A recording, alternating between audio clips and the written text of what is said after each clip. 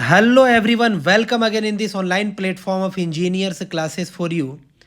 मैं विकास कुमार आज आप लोग को जो है ये 2022 का जो पावर इंजीनियरिंग जो डिप्लोमा फिफ्थ सेमेस्टर में पावर इंजीनियरिंग एक सब्जेक्ट है उसका 2022 में जो क्वेश्चन पूछा जा चुका है वो क्वेश्चन पूरा डिस्कस करेंगे। ऑलरेडी इससे पहले जो है आप लोग को 2014 का पूरा क्वेश्चन डिस्कस आप लोग के साथ कर चुके हैं, 2015 कर चुके हैं, 16 कर चुके हैं, 18 किए हुए हैं।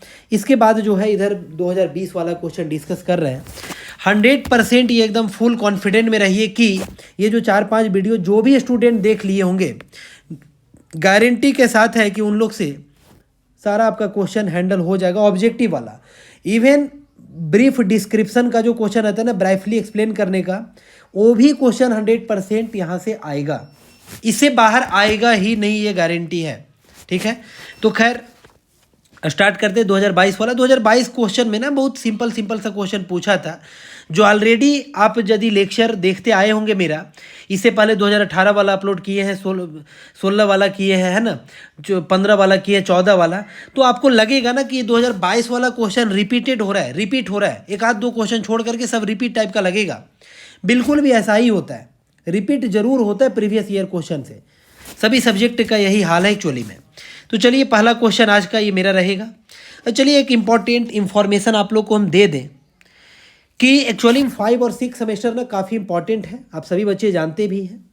तो मेरा कोर्स जो है वो 3rd से लेकर के, बहुत स्टूडेंट मेरे से 3rd से भी पढ़ रहे होंगे, 3rd से लेकर के आपका 6th तक रन करता है। ऑफलाइन कोचिंग रांची में चलता है, ऑनलाइन तो खैर आप कहीं के भी हों, आप पूरा कोर्स ये बाय कर सकते हैं मेरा। अब बात रही बहुत सारे स्टूडेंट का ये क्वारी रहता है कि सर चार्ज का, तो देखिए आप सपोर्टिव चार्ज आपको तो देना ही होगा ना डियर। आप सपोर्ट करेंगे तभी तो हम आगे बढ़ेंगे, आपके लिए और बेहतर कंटेंट लेकर के आएंगे, है कि नहीं है। चीज़ों को और थोड़ा ब्रॉड करेंगे और आसान करेंगे हर एक चीज़ को। तो बड़ा कुछ आगे करने के लिए थोड़ा सपोर्ट का ज़रूरत होता है, और जो सपोर्ट जो है आप लोग यदि हमको करेंगे, ऑब्वियस आगे समय के साथ आप लोग को बहुत कुछ मिलेगा। आपको नहीं लेकिन आपके जूनियर को, मतलब ये डिप्लोमा से रिलेटेड जो चीज़ें हैं ना, वो आपको बहुत बेहतर मिलने लगेगा झारखंड में। तो इसके लिए आप लोग को सपोर्ट का ज़रूरत है, तो आप सपोर्ट करें। जो कोर्स है, जिनको ज़रूरत ऐसा लगता है कि नहीं हमको करना चाहिए, अच्छा परफॉर्म करना है, सर अच्छे पढ़ाते हैं, तो आप ज़रूर बाय करें, आप ज़रूर मेरे से कांटेक्ट करें, है ना, और फिर पूरा इन्फॉर्मेशन जो है आप ले मेरे से। चलिए आज का क्वेश्चन स्टार्ट करते हैं। देखिए आज का है for the same compression ratio. देखिए ये क्वेश्चन ना, ये आपका प्रीवियस ईयर में नहीं पूछा हुआ था, ये यानी कि एक तरह से कह सकते हैं नया क्वेश्चन है। ये नया क्वेश्चन है, प्रीवियस ईयर अभी तक जो हम डिस्कस किए उसमें तो नहीं था। For the same compression ratio the efficiency of diesel cycle is, क्या है, खाली जगह को भरना है, इज ऑटो साइकिल। तो क्या है ये भरना है, तो हम आपको बता दें यहाँ पे नॉलेज के लिए थोड़ा सा बातें करें तो आपसे याद रखिएगा, फोर सेम कंप्रेशन रेशियो जो है ना, फोर सेम कंप्रेशन रेशियो, ये इस कंडीशन में जब भी बात करेगा ना सेम कंप्रेशन रेशियो वाला, तो याद रखिएगा एफिशिएंसी ऑफ ऑटो साइकिल जो होता है ज़्यादा होगा, एफिशिएंसी ऑफ डुअल साइकिल बीच में होगा, एफिशिएंसी ऑफ डीजल साइकिल जो होगा ना सबसे कम होगा। तो याद रखेंगे सेम कंप्रेशन रेशियो का जब बात कर देगा, यानी कि दोनों तीनों के लिए सेम कंप्रेशन रेशियो रहेगा, ऑटो के लिए भी, डीजल के लिए भी और डुअल के लिए भी। तो इस कंडीशन में ऑटो ज़्यादा होगा, डुअल बीच में होगा, डीजल सबसे कम होगा। और एक और क्वेश्चन पूछता है for maximum, for same maximum pressure and maximum temperature, ऐसा भी क्वेश्चन रहता है। यदि सेम मैक्सिमम प्रेशर भी हो और सेम टेम्परेचर भी हो, मैक्सिमम वाला सेम तीनों साइकिल का, तो आपका इस कंडीशन में डीजल साइकिल का एफिशिएंसी जो है ना वो ज़्यादा होता है, डुअल हमेशा बीच में ही रहता है, याद रखेंगे, और ऑटो कम होगा। ऑटो का एफिशिएंसी क्या होता है, डियर कम। तो याद रखेंगे यदि same maximum pressure and maximum temperature का बात करें, same maximum pressure and maximum temperature का बात करें, तो उस कंडीशन में जो है, उस कंडीशन में जो है वो याद रखेंगे उल्टा होगा, यानी डीजल का ज़्यादा होगा, डीजल का ज़्यादा होगा, और आपका क्या होगा, ऑटो का सबसे कम होगा। डुअल तो आपका दोनों कंडीशन में आप देख पा रहे हैं कि बीच बीच में ही है।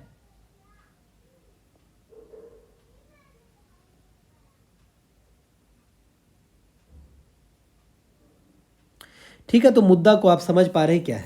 तो चलते हैं इस क्वेश्चन की तरफ। अब यहाँ पे क्या था, same maximum pressure and temperature का बात था। दो ऑप्शन, दोनों तरह क्वेश्चन हो सकता है। तो याद रखिएगा, सेम कंप्रेशन रेशियो का बात किया जाए, efficiency of diesel cycle is, तो डीजल साइकिल का एफिशिएंसी क्या होगा, लेस। तो यहाँ पे हम किसको टिक करेंगे, तो आप कहेंगे ऑप्शन नंबर बी होगा इसका correct answer, less than auto cycle. Auto से कम होगा डीजल का। पूछा है डीजल का क्या होगा, तो डीजल का कम होगा, ऑटो से आप देख पा रहे हैं इसमें, यहाँ पे आपको देख पा रहे हैं। चलिए क्वेश्चन नंबर 2 में चलते हैं। Next question, the theoretical correct mixture of air and petrol. आप जानते हैं कि ये काम जो होता है ना, ये पेट्रोल इंजन में होता है, दोनों मिक्स होता है पेट्रोल इंजन में। और ये काम जो होता है वो कहाँ होता है, यदि गाड़ी में कार्बोरेटर रहेगा तो कार्बोरेटर में होता है। कार्बोरेटर, कार्बोरेटर मतलब क्या करता है, तो एक तरह से प्रॉपर मिक्सिंग करने काम करता है पेट्रोल और एयर को। तो देखिए मिक्सचर का रेशियो क्या होता है ये पूछा है, तो रेशियो के बारे में याद रखेंगे, ये होता है 15:1 का रेशियो। 15:1 का रेशियो मतलब कि आप बात कर रहे हैं हम एयर बाय फ्यूल का, सॉरी एयर बाय पेट्रोल का, हाँ फ्यूल भी बोल सकते हैं, एयर बाय पेट्रोल। तो एयर बाय पेट्रोल मतलब एयर यदि 15 लीटर है तो पेट्रोल 1 लीटर होगा, ऐसा समझिए। एयर यदि 15 kg है तो पेट्रोल 1 kg होगा, तो ये है। एक्चुअली में एक स्टोइकोमेट्रिक रेशियो होता है जो होता है आपका 14.7:1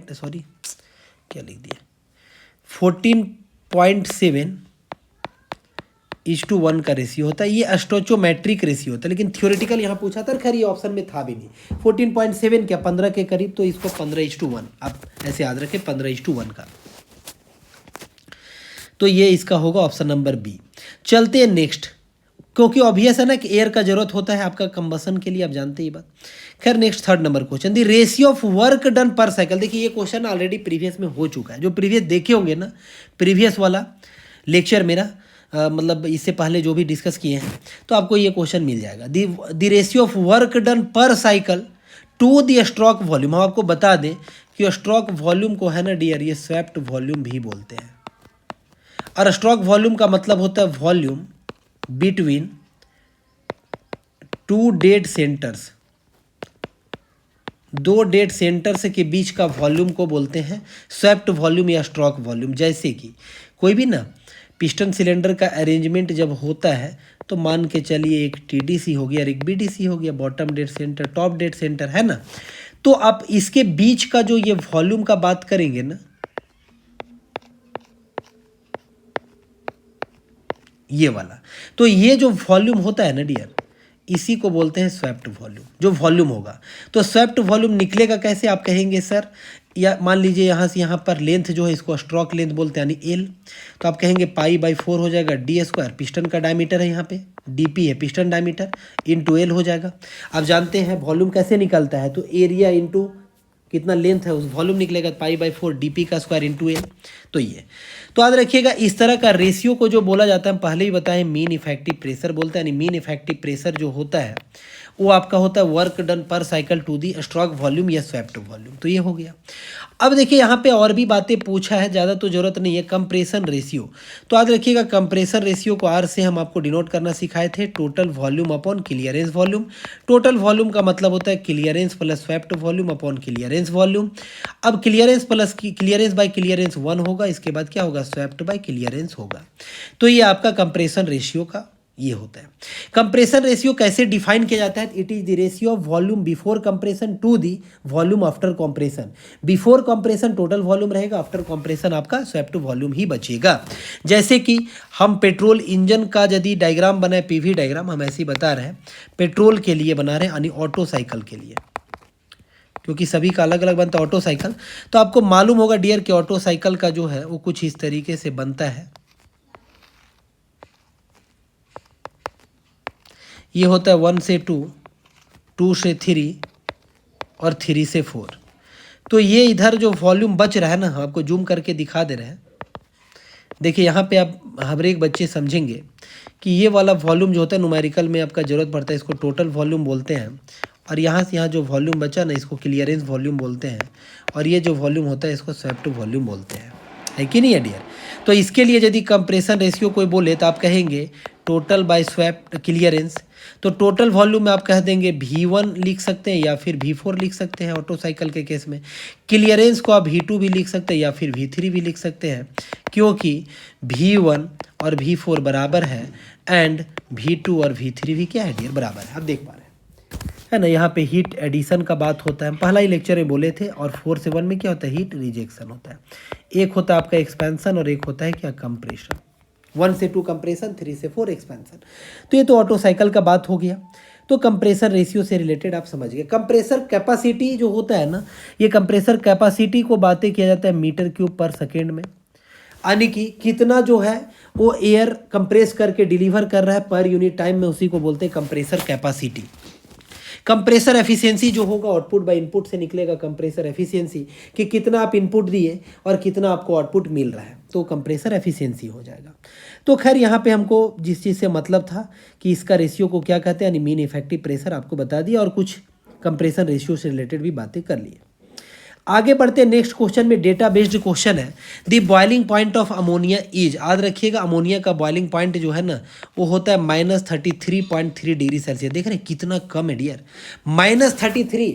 और ये अमोनिया जो है ना ये आपका यूज किया जाता है कोल्ड स्टोरेज प्लांट में। कभी पूछ दे कहाँ पे, कोल्ड स्टोर जिसमें आलू प्याज नहीं रखते हैं, कोल्ड स्टोरेज प्लांट सुने होंगे। कोल्ड स्टोर में रखा हुआ है वही आलू आ रहा है, सिकुड़ता नहीं है। कोल्ड स्टोर में, कोल्ड स्टोरेज प्लांट में अमोनिया यूज किया जाता है एज ए रेफ्रिजरेंट। आप जानते होंगे रेफ्रिजरेंट एक वर्किंग सबस्टांस है ना, तो एज ए रेफ्रिजरेंट के रूप में, जिसका बहुत ही कम होता है आपका बॉइलिंग पॉइंट, और वो होता है -33.3 डिग्री सेल्सियस। देख रहे हैं इतना में बॉयल कर जाएगा, तो सोचिए थोड़ा और ज़्यादा मिलेगा तो वेपर बन जाएगा अमोनिया। और अमोनिया जो होता है ना नेचर में टॉक्सिक होता है। कभी पूछ दे कि अमोनिया के बारे में प्रॉपर्टी, तो कैसा होता है, टॉक्सिक होता है, जहर है, खतरनाक है अमोनिया डियर, टॉक्सिक है। और फ्लैमेबल तो बहुत ज़्यादा है, देख रहे हैं इतना में जलेगा, मतलब ये क्या है, फ्लैमेबल है, ज्वलनशील है। उम्मीद है कुछ बातें यहाँ पता चल गई। आगे बढ़ते हैं। Liquid is widely used in rocket. देखिए रॉकेट फ्यूल के रूप में बात किया है कि क्या यूज करते हैं, तो याद रखिएगा वाइडली यूज्ड वाला है ना रॉकेट में लिक्विड हाइड्रोजन, लिक्विड हाइड्रोजन, ठीक है। लिक्विड ऑक्सीजन, लिक्विड हाइड्रोजन दोनों भी होता है। थोड़ा हम यहाँ पे कुछ इन्फॉर्मेशन आपके लिए लाए हैं, तो ये इन्फॉर्मेशन थोड़ा समझे क्या है। चंद्रयान 3 जो लॉन्च हुआ था ना, आपको पता होगा चंद्रयान 3 का फ्यूल, तो आपको ये बात पता होगा ना कि ये 3 पार्ट इसका था, बहुत बार पेपर में दिया था, प्रोपल्सन, लैंडर एंड रोवर, इस तरह सुने होंगे, प्रोपल्सन, लैंडर एंड क्या, रोवर। तो देखिए फर्स्ट स्टेज में जो है ना रॉकेट में सॉलिड फ्यूल था, सॉलिड फ्यूल था। सेकेंड स्टेज रॉकेट का जो था ना वो लिक्विड फ्यूल था, एंड फाइनल स्टेज जो था ना क्रायोजेनिक इंजन लगा हुआ था, जिसमें आपका liquid hydrogen and liquid oxygen use किया गया था। लिक्विड, ये थर्ड स्टेज में एकदम फाइनल वाला में काफ़ी पावरफुल, क्योंकि अलग अलग स्टेजेज में होता है। एक स्टेज आपका इतना किलोमीटर ले जाएगा, नेक्स्ट स्टेज इतना किलोमीटर, और वो अलग अलग स्टेज जो है ना धीरे धीरे वहाँ से अलग हो करके वो बिल्कुल भी छोटे छोटे टुकड़ा में डिवाइड हो करके आपका एटमॉस्फेयर में बिल्कुल आपका स्प्रेड हो जाता है, फैल जाता है, या फिर इधर उधर गिर जाता है समुद्र में। तो ये होता है, क्योंकि एक अकेला इंजन नहीं ले जाएगा। तो फर्स्ट स्टेज में सॉलिड फ्यूल था, सेकेंड में आपका लिक्विड था, और बाद में लिक्विड आपका देख रहे हैं लिक्विड हाइड्रोजन और ऑक्सीजन था, क्योंकि हल्का करना है ना, तो हल्का करना है तो ऊपर वाला को हल्का करने के लिए लिक्विड हाइड्रोजन ऑक्सीजन था। तो वाइडली लिखा है, वाइडली, ज़्यादातर वाइडली, तो वाइडली आज याद रखिएगा लिक्विड हाइड्रोजन, लिक्विड हाइड्रोजन होता है widely used rocket fuel, liquid hydrogen. तो खैर चलते हैं 6ठा नंबर क्वेश्चन में। द मैक्सिमम डिलीवरी प्रेशर, देखिए ये भी जो है ना प्रीवियस ईयर क्वेश्चन में पूछा, इसका कितना होता है 10 बार। रोटरी पूछा, याद रखिएगा रोटरी, रोटरी कंप्रेसर एक ऐसा कंप्रेसर है ना, रोटरी कंप्रेसर है डियर, इसमें क्या होता है डिलीवरी प्रेशर बहुत कम होगा, बट जो डिस्चार्ज होगा वो ज़्यादा होगा, याद रखेंगे। और यदि यही रेसिप्रोकेटिंग का बात होता है, रेसिप्रोकेटिंग कंप्रेसर, तो याद रखिएगा डिलीवरी जो प्रेशर है ना ये बहुत ज़्यादा होता है, बट जो डिस्चार्ज है ना, ऐसा पूछ दे कभी, पंप में भी ये डिस्चार्ज जो है ना वो कम है। तो ये है कहानी रोटरी और रेसिप्रोकेटिंग का। तो इसका ना डिस्चार्ज आपका बहुत कम रहता है, यानी 10 बार इस टाइप से रहता है, 10 बार। अगला क्वेश्चन होगा 1 टन ऑफ रेफ्रिजरेशन, ये भी लास्ट ये में हो चुका है। अब सही बच्चे को याद होगा 1 टन ये क्या बतलाता है, तो ये कैपेसिटी बतलाता है, हमारा कैपेसिटी बतलाता है। तो 1 टन ऑफ रेफ्रिजरेशन बराबर जो होता है ना 3.5 किलोवाट के बराबर होता है। इसको चेंज करेंगे 3.5 किलो जूल पर सेकेंड होगा, सेकेंड को चेंज करेंगे मिनट में 3.5 किलो जूल पर मिनट। तो इसका मतलब 1 सेकेंड में 1 बट्टा कितना होगा, 60 होगा। तो 1/60 ऊपर में चला जाएगा 60, तो 3.5 को 60 से गुना करेंगे डियर, तो आपका हो जाएगा 210 किलो जूल पर मिनट। हम बता दिए डिटेल में। आप कहेंगे ऑप्शन नंबर इसका होगा सर बी आंसर सही, 210 किलो जूल पर मिनट है ना। टन ऑफ रेफ्रिजरेशन 1 टन, याद रखिएगा 1 टन ऑफ रेफ्रिजरेशन उसी को बोलते हैं 1 TR, और 1 TR का वैल्यू इतना होता है, बात याद रखेंगे 210 किलो जूल पर मिनट या फिर 3.5 किलोवाट होता है। तो ये इसका हो गया 7 नंबर का। 8 नंबर क्वेश्चन का यदि हम बात करेंगे ना, और एक चीज़ और भी याद रखिएगा, COP वगैरह हम लोग निकालते हैं किसके लिए, नेगेटिव डिवाइस के लिए COP निकालते हैं। COP का वैल्यू जो होता है ना वो ज़्यादातर ग्रेटर देन 1 होता है, तो ये भी कहीं पूछ सकता है, ग्रेटर देन मोस्टली जो है ग्रेटर देन 1 होता है COP का वैल्यू। COP नेगेटिव डिवाइस के लिए निकलता है, coefficient of performance.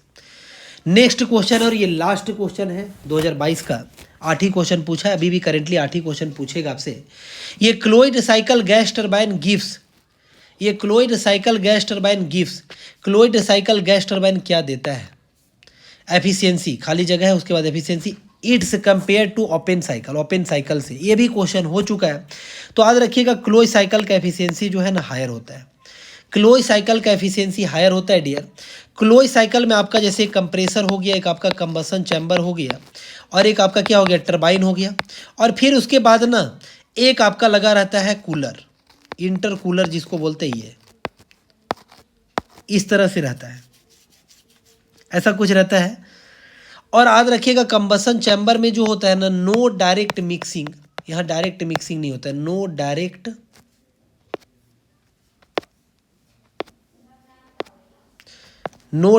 Mixing of air with fuel. जो फ्यूल यहाँ सप्लाई करते हैं ना कंबसन चैम्बर में, तो उसके साथ डायरेक्ट मिक्सिंग नहीं होता है। ये हो गया क्लोज्ड वाला। ओपन वाला में क्या रहेगा, एक कंप्रेसर रहता है, एक कंबसन चैम्बर होता है, और उसके बाद आपका एक टरबाइन रहता है, और ये इधर सीधा एग्जॉस्ट हो जाता है, इधर से इन होता है, एयर इन हुआ और इधर एग्जॉस्ट। देखिए रिसाइकलिंग नहीं हुआ, ये कैसा हो गया, ओपन टाइप का, ये ओपन। देख रहे हैं फिर से आपका नहीं आ रहा है वापस, यानी कूलर नहीं है, कूलर नहीं है। यहाँ पे जो है ना एक बात याद रखिएगा, इसमें फ्यूल इन, इसमें आपका होता है ना डायरेक्ट मिक्सिंग होता है। ये एक बेसिक अंतर है, direct mixing of air and fuel. Air और फ्यूल का यहाँ डायरेक्ट मिक्सिंग होता है डियर, लेकिन इसमें जो है नो डायरेक्ट मिक्सिंग होता है क्लोज में, इसमें आपका डायरेक्ट मिक्सिंग देखने को मिलेगा, मतलब दोनों मिक्स हो जाता है, धुआं एग्जॉस्ट होता है। क्यों इसमें डायरेक्ट मिक्सिंग नहीं होता, क्योंकि फिर से कूलर में ठंडा होकर के एयर जाता है, ठंडा होकर के एयर जाता है कंप्रेसर में, और कंप्रेसर को हम बाहर से क्या देते हैं, एनर्जी देते हैं चलाने के लिए, बाद में इससे कपल्ड किया हुआ रहता है आपका टरबाइन से, टरबाइन से कपल्ड भी रहता है, टरबाइन से कपल्ड रहता है, लेकिन शुरू में आपको चलाने के लिए बाहर से एनर्जी देना पड़ता है, स्टार्टिंग मोटर वगैरह लगा रहता है। बाहर में जब चल जाएगा ना तो आपका फिर टरबाइन ही एनर्जी देगा कंप्रेसर को चलाने के लिए। इसका सबसे बड़ा डिसएडवांटेज होता है, कभी पूछ दे तो 2/3 एनर्जी जो डेवलप किया टरबाइन, उसका 2/3 एनर्जी डिमांड करता है कंप्रेसर, यानी कंप्रेसर को जो चाहिए वो 2/3 ऑफ किसका, टरबाइन का, टरबाइन का 2/3 चाहिए कंप्रेसर को, यानी 66% जो है वो कंप्रेसर को चाहिए, ओनली 33% से जो है वो इंजन पावर डेवलप करता है और भी एसेसरीज को चलाने का काम करता है। तो याद रखेंगे क्लोज्ड साइकिल का जो एफिशिएंसी होगा हायर होगा compare to open cycle gas turbine. उम्मीद है क्वेश्चन भी आपको समझ में आ रहा होगा। इस प्रकार से यहाँ से द एंड हो जाता है डियर, इसके आगे कोई क्वेश्चन नहीं है।